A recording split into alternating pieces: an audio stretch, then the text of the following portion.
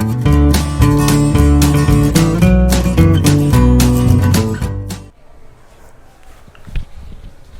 Hello दोस्तों, मेरा नाम है मयंक और आप देख रहे हैं ट्रांसफॉर्मेशन विद एजुकेशन चैनल। स्वागत है आपका हमारे इस ट्रांसफॉर्मेशन विद एजुकेशन चैनल पर। दोस्तों, हम आज ये इंटरेस्टिंग फैक्ट्स की सीरीज़ में एक न्यू वीडियो लेके आए हैं जो है difference between lawyer, advocate, attorney, solicitor and others. So ये टॉपिक क्यों लाया गया है? क्योंकि बहुत सारे लोग ये लॉ की वर्ल्ड में, in the world of law, so बहुत सारे लोग जब वकील बोलते हैं तो उसमें वकील तो आप हिंदी में बोलते हैं, पर जब आप लॉयर बोलते हैं तो आपको लॉयर, एडवोकेट क्या होता है, बैरिस्टर किसको बोलते हैं, एडवोकेट जनरल किसको बोलते हैं, आपको नहीं पता रहता। इसलिए ये वीडियो है लाया गया है और उसका टाइटल भी मैंने रखा है कि difference between lawyer, advocate, attorney, solicitor and others. So basically यहाँ पे हमने ये सब टॉपिक्स को यहाँ पे लिख लिया है। वी हैव रिटन कि क्या टॉपिक इसमें हम पढ़ेंगे। सबसे पहले हम पढ़ेंगे what who is a lawyer, who is a lawyer, then we have to study about barrister and advocate and three types of advocate, then AOR. The full form of AOR is advocate on record. What is the full form of AOR? The full form of AOR is advocate on record. And last is senior advocate. ये पढ़ना है। फिर हम advocate general, Hindi में हम महाधिवक्ता भी बोलते हैं, उसके बारे में पढ़ेंगे। Then we have to study about attorney general, जिसको हम हिंदी में महान्यायवादी बोलते हैं। Then we have to study about solicitor general and then we have to study about two social service, means the two lawyers, two types of lawyers who do social service, like the name are public prosecutor and government pleader. So what are they all about? And and after watching this video you will not be confused about whom to call lawyer, whom to call barrister, whom to call advocate and whom to call advocate general, like that. So please watch the video till end and don't skip the videos. So let's start. So first thing we have to come across is lawyer. The Hindi meaning of lawyer is vakil, as you all know about. So who is a lawyer? Can he represent us in the courts? मतलब बहुत लोग ऐसे बोलते हैं कि कोई भी case file हुआ तो कोई वकील कर लो, अच्छा वकील कर लो, बोलते हैं अच्छा वकील कर लो, वो आपका केस लड़ के आपको जितवाएगा। पर क्या सच में वकील करने से आप केस जीतते हैं? जी नहीं। वकील अगर आप अच्छा करते हैं, अगर आप किसी वकील को हायर करते हैं तो first funny thing is that वो आपका केस लड़ नहीं सकता है, कोर्ट उसको परमिशन ही नहीं देगी आपके केस लड़ने के लिए। अब आप कहेंगे कि भाई I am talking like this, आपको लगेगा कि मेरे को कुछ नॉलेज नहीं है, लेकिन ऐसा नहीं है। ये एक बहुत फनी थिंग है कि वकील अगर आप हायर करते हैं तो आपको कोर्ट घुसने नहीं देगी, या फिर लॉयर हायर करते हैं आपको हायर करना पड़ेगा एडवोकेट। उस पर भी हम आते हैं कैसे, देखिए। जो लॉयर होता है, so anyone who is studying LLB for 3 years और 5 years, जितने भी दिन का उनका कोर्स है, जितने भी ईयर्स का, उनको आप लॉयर बोल सकते हैं। या फिर जिन्होंने स्टडी कर लिया है वो लॉयर बोल सकते हैं। जो स्टडी कर रहे हैं उनको तो नहीं बोल सकते हैं, जो LLB की डिग्री ले चुके हैं, जो कर चुके हैं, उनको हम लॉयर बोल सकते हैं। So but they can't represent us in the courts. Why? Because they are not enrolled in Bar Council of India. वो बार काउंसिल ऑफ इंडिया में इनरोल नहीं है, इसलिए वो रिप्रेजेंट नहीं कर सकते हैं आपको। तो first thing, so after getting the degree of LLB you have to enroll in bar council also, and after enrolling in bar council then the bar council will give you the license for practicing in the court. So that thing is lawyer. And one important thing also, that the students who are studying the law or the degree of LLB or law from India are called lawyer. And then what is another term you will quite hear, a barrister. लोग ऐसे बोलते हैं कि मतलब इस आदमी ने बैरिस्ट्री पढ़ी थी, वो बैरिस्टर है तो नॉलेजेबल होगा। तो हु इज बैरिस्टर? मतलब बैरिस्टर को एक लोग रेप्यूटेड मांगते हैं। हाँ, रेप्यूटेड है। जो भी देखिए, रेप्यूटेशन की जहाँ तक बात है तो रेप्यूटेड तो सब होते हैं, जिन्होंने भी कोई भी डिग्री ली है तो रेप्यूटेड होते हैं। क्योंकि टीचर एक रेप्यूटेड है, टीचर में बहुत सारी डिग्रियाँ होती हैं, M.Ed, B.Ed, ये सब, वो सब रेप्यूटेशन है। हाँ, पर बैरिस्टर को लोग एक हाइप बना देते हैं। तो बैरिस्टर क्या होता है? Barrister is the same thing as lawyer. Lawyer और बैरिस्टर में कोई अंतर नहीं है। अंतर बस एक फंडामेंटल है लॉयर जो है उसने अपनी लॉ की डिग्री इंडिया से ली है और बैरिस्टर ने अपनी लॉ की डिग्री इंग्लैंड से ली है। Those persons who are studying the law in India are called lawyers, and those persons who have studied or studying their law in England are called barristers, and the rest all the characteristics are same. They can also enroll in any course, मतलब कोई भी course कर सकते हैं 3 year या 5 year वाला, और they also can't fight a case in the court. अगर बैरिस्टर बन गए आप तो अभी आप कोर्ट में केस नहीं लड़ सकते हैं अनलेस और अनटिल आपके पास बार काउंसिल का अप्रूवल नहीं है या फिर इनरोल नहीं है वहाँ पर, और आप वहाँ पे आपने रजिस्ट्रेशन, मतलब रजिस्ट्रेशन तो आप होगा ही जब इनरोल होगा तो, और आपको वहाँ से लाइसेंस नहीं मिला है तो. So there is no difference between lawyer and barrister. Only one fundamental difference is that the lawyer, the person who is studying or studied law from India is called lawyer, and the person who is studying or studied law from England is called barrister. तो ये हमने भी lawyer और barrister के बारे में पढ़ा. तो first way studied lawyer, second is barrister. Lawyer उसको कहते हैं जो अपनी लॉ की डिग्री इंडिया से ली है, बैरिस्टर उसको कहते हैं जो अपनी लॉ की डिग्री इसने इंग्लैंड से ली है. ही लॉयर भी अब केस फाइट नहीं कर सकता है कोर्ट में, और बैरिस्टर भी कोर्ट में केस फाइट नहीं कर सकता है, किसी क्लाइंट को रिप्रेजेंट नहीं कर सकता है. सो हम फिर क्यों बोलते हैं वकील? तो ये लोग की मिस्टेक है, पर जनरली ये वकील शब्द, एडवोकेट शब्द उतना पॉपुलर नहीं है, या फिर अधिवक्ता उतना पॉपुलर नहीं है, वकील ही लोग बोलते हैं ना. तो अब मैंने यहाँ तक कहा कि लॉयर और बैरिस्टर केस फाइट नहीं कर सकते हैं, तो फिर केस फाइट करता कौन है? केस फाइट्स करते हैं एडवोकेट. सो एडवोकेट कौन बनते हैं? ये जो लॉयर और बैरिस्टर बनते हैं, क्या वो एडवोकेट नहीं बनते हैं? वही एडवोकेट बनते हैं. देखिए कैसे. So after taking, if a lawyer और barrister had studied law and taken the degree of law from his respective colleges or universities, then he have to enroll in, or he or she have to enroll in Bar Council of India.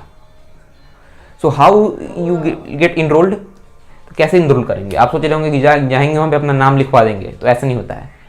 एक certain rules and regulations होती है, एक examination होता है, Bar Council of India exam. So you have to give Bar Council of India exam.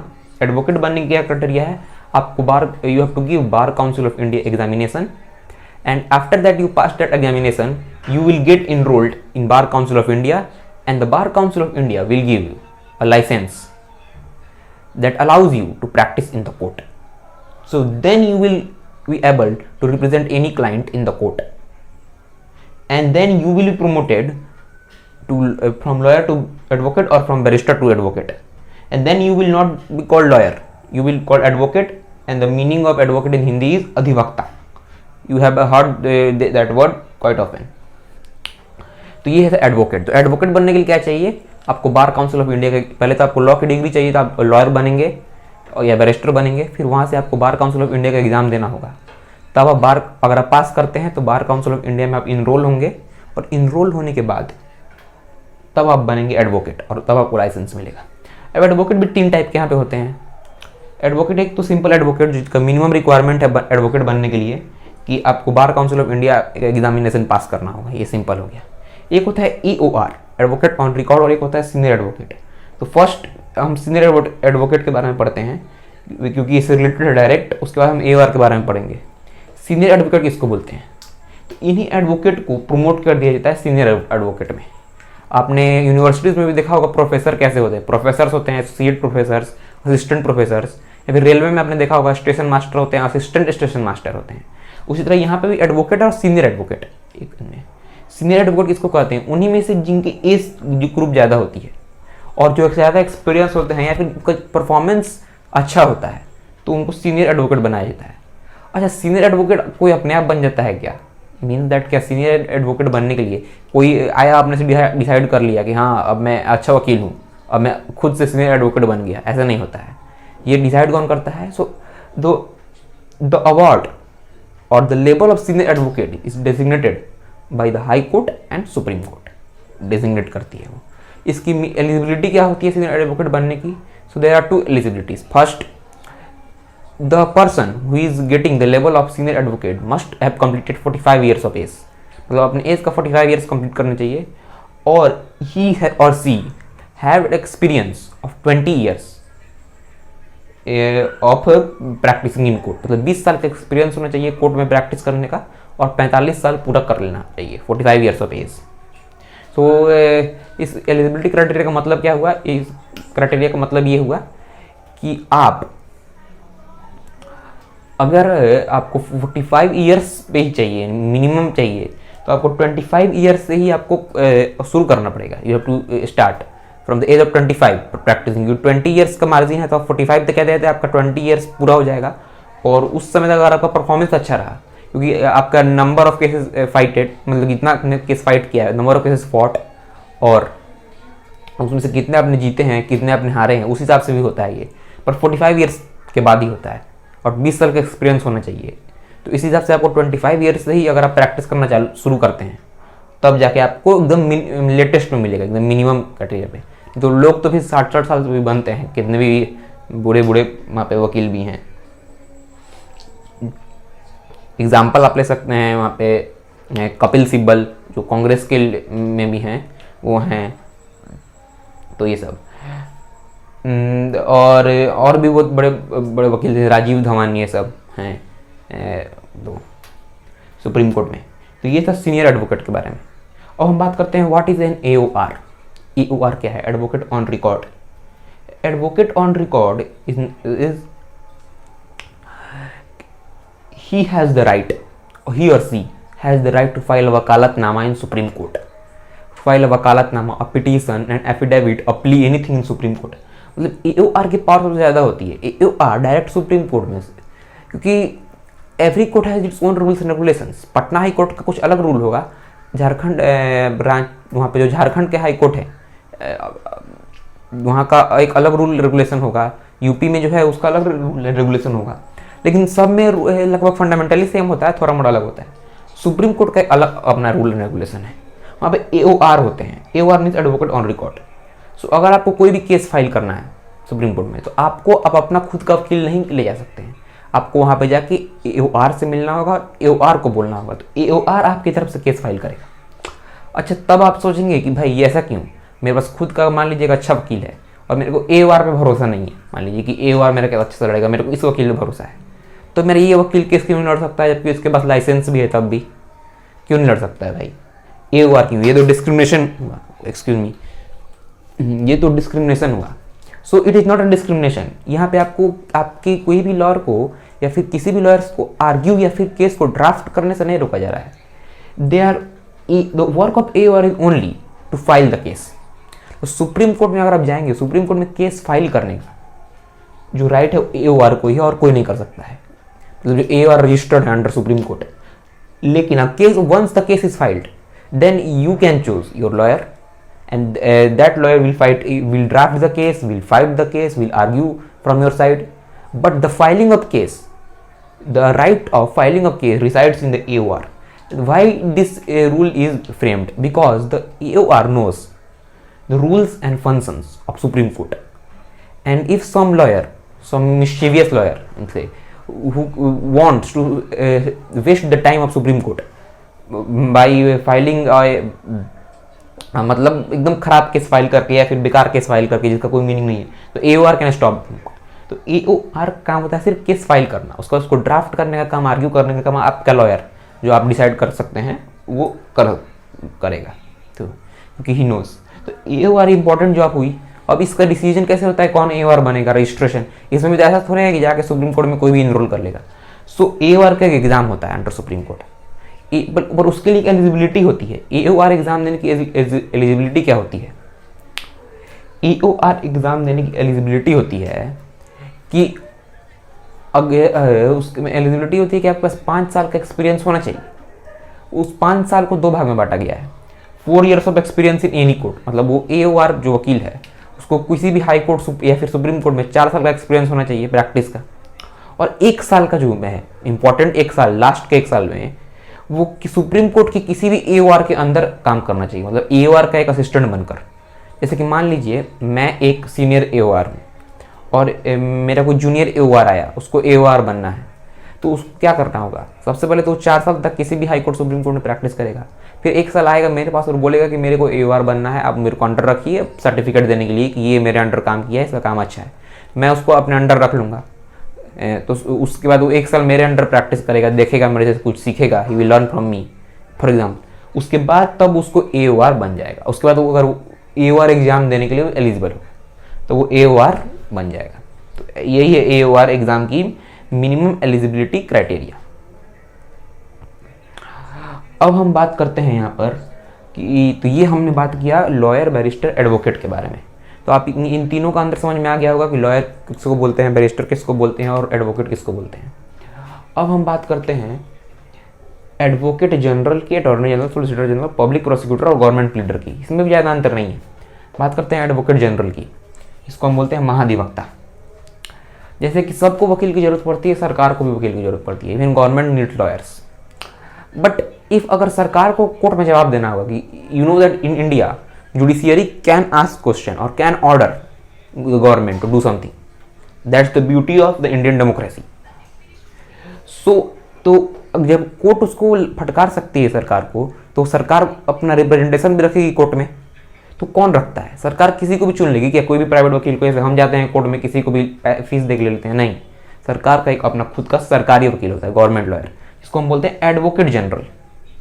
तो ये state government की बात करते हैं। So every state government has its own advocate general.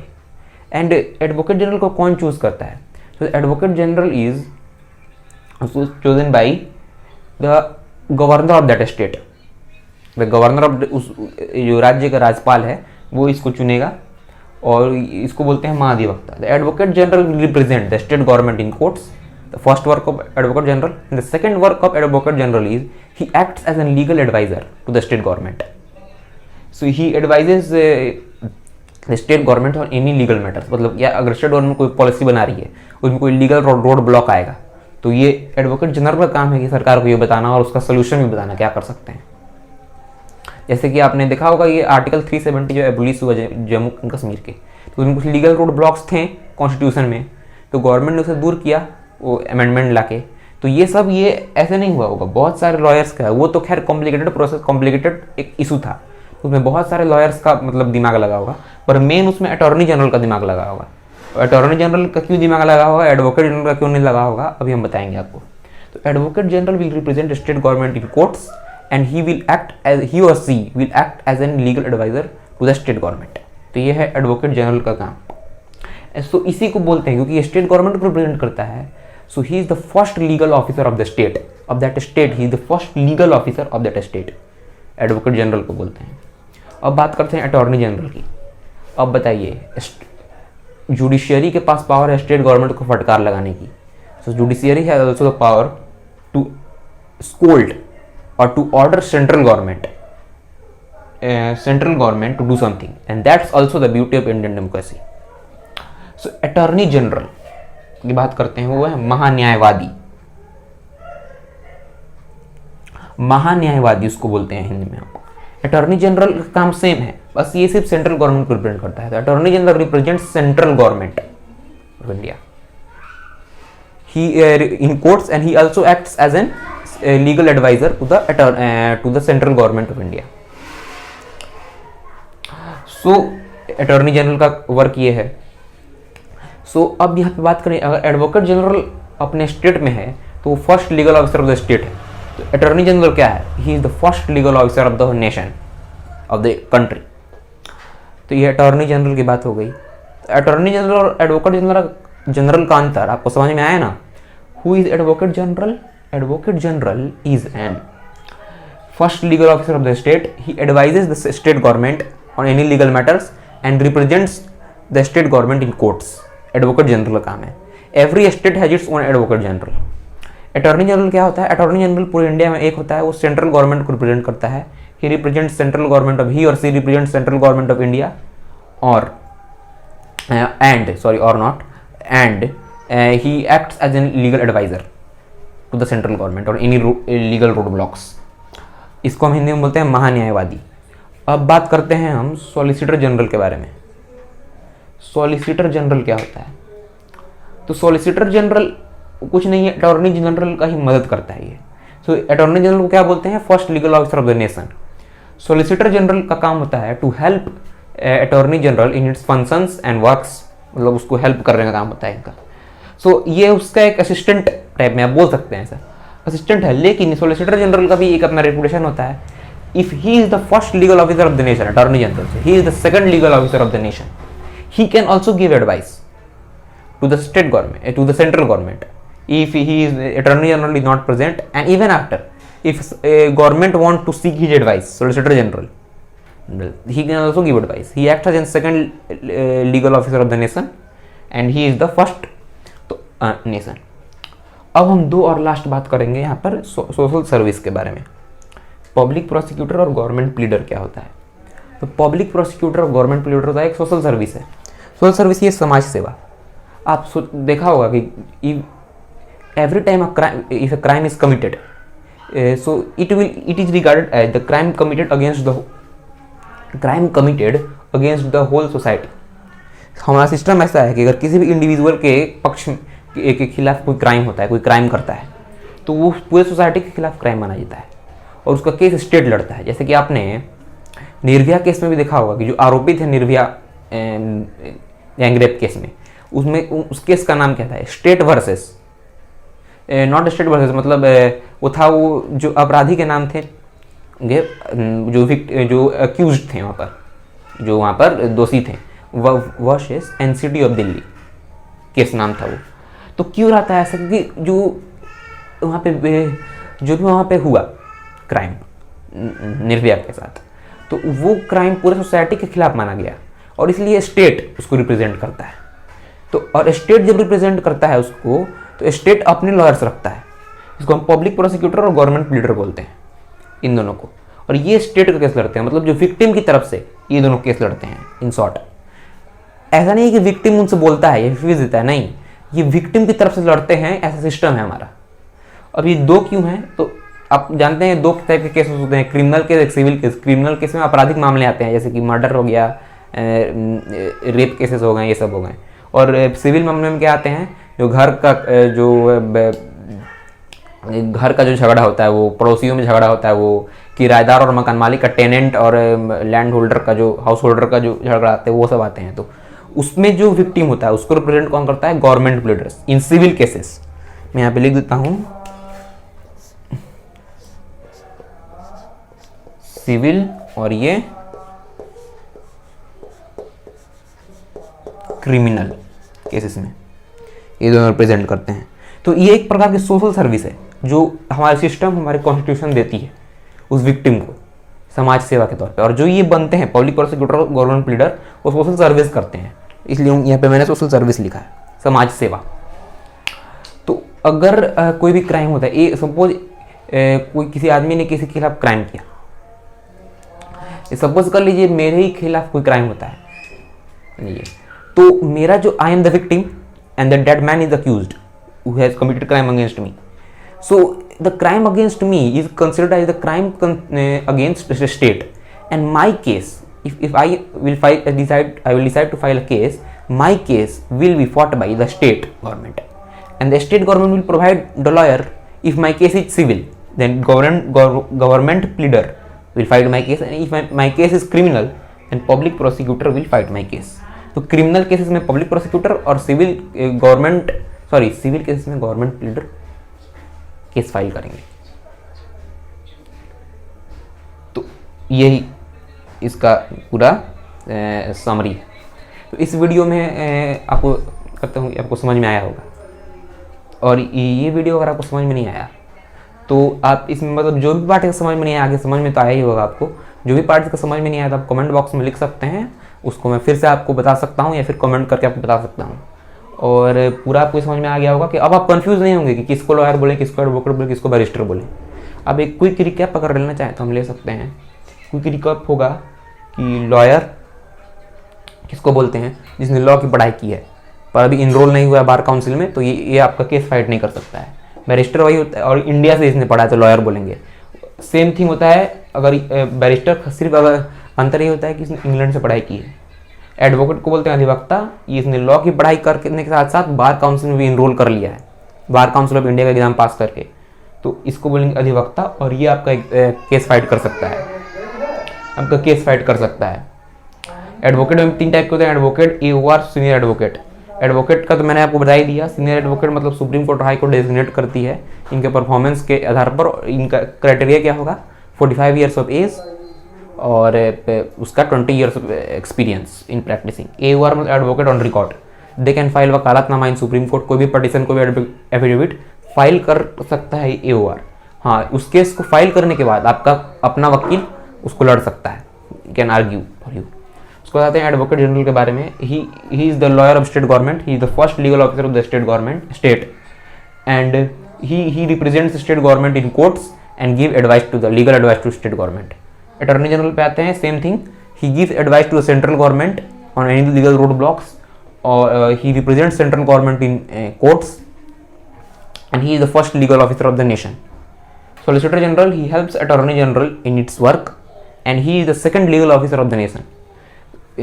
Social service means if a crime is committed against anyone, it is considered as a crime considered as, against society, and this is regarded against a state. So the state provides lawyers. The state fight that case. If the case is criminal, the public prosecutor fights the case, and if the case is civil, the government pleader fights the case. So, and this is a type of social service given by the citizens of India to by our constitution. So that's all from this video. So you keep watching this video and my other videos, and please like and share this video and subscribe this channel and hit the bell icon so you will get notified about the new videos. So thanks for watching and keep watching.